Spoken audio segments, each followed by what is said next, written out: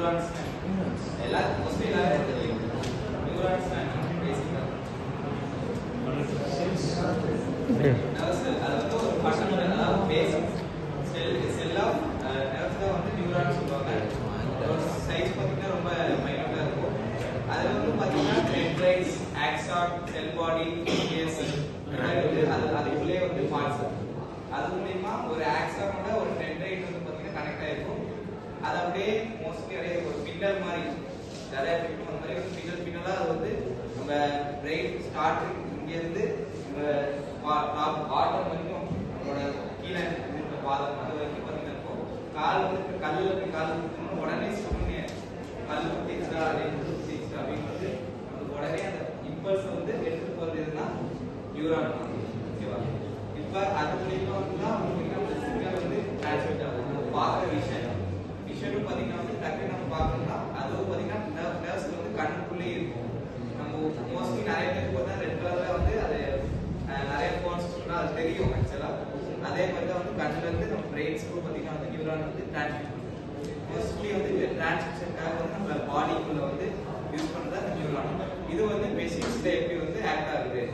Machines வந்து AML பார்த்தீங்கன்னா அதில் வந்து மெஷின் லேர்னிங்கில் நியூரானும் நியூரல் நெட்வொர்க்கும் பார்த்தீங்கன்னா எப்படி இதாகுது இங்கே வந்து எப்படி ஆக்ட் பண்ணுறது எப்படி ஒர்க் ஆகுது அப்படிங்கிற மாதிரி பார்க்கலாம்.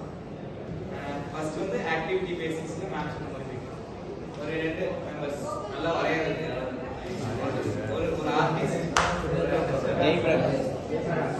கிறிஸ்டோபர் நிதின்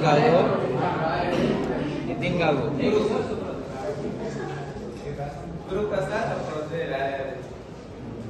கலை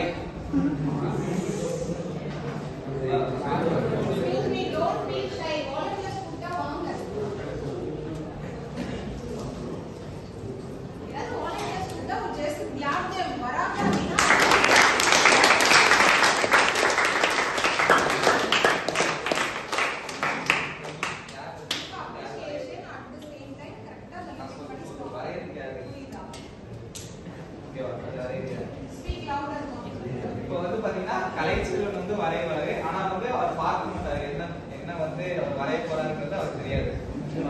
ஓகேவா? யார் வந்து இன்புட் கொடுப்பாங்கன்னா குரு வந்து இன்புட் தருவாரு. ஓகேவா? ஓகேவா? நீ திரும்ப கூடாது. ஓகேவா?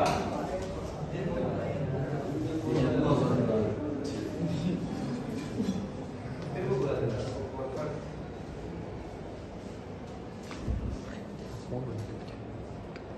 இப்போ வந்து குரு வந்து இந்த பிக்சரை பாத்தீங்கன்னா வந்து கலைக்கு வந்து இன்புட்டா தருவாரு. ஓகேவா? இது கஷ்டம்.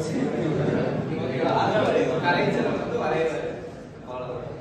First you should understand the diagram and convey it properly. Names சொல்லவே கூடாது. என்ன deviation இருக்கக்கூடாது. பொறுமையா understand பண்ணிக்கணும். ஓகேயா?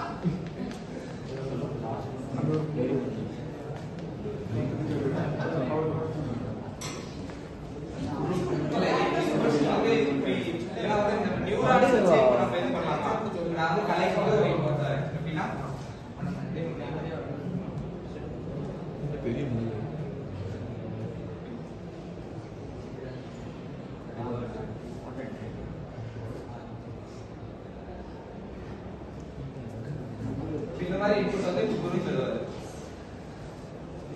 அந்த இமேஜ்